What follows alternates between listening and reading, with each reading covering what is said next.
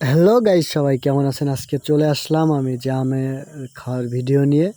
তো আজকে ভাবলাম জাম মাখা খাবো। আজকে প্রচুর গরম, আর জাম তো জানেনই কতটা উপকারী।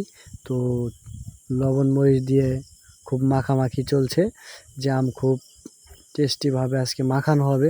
তো বড় ভাইদের নিয়ে ভাবলাম যে বাসার পাশে একটা জাম গাছ আছে, তো সেইখান থেকে কেজি দুইয়ের মতো জাম পেড়ে তো আমরা মাখায় খাওয়ার জন্য প্রস্তুতি নিচ্ছি।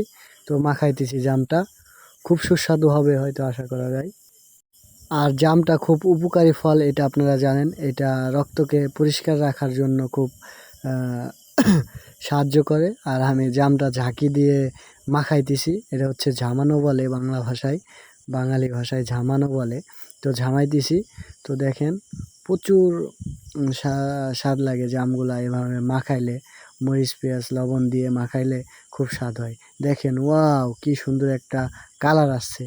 তো কালার আসছে সুন্দর, দেখেন খুবই সুস্বাদু লাগতেছে। তো এই যে হচ্ছে আমার বড় ভাইরা, সবাইকে নিয়ে খেতে বসে গেছি। খুব স্বাদ লাগতেছে।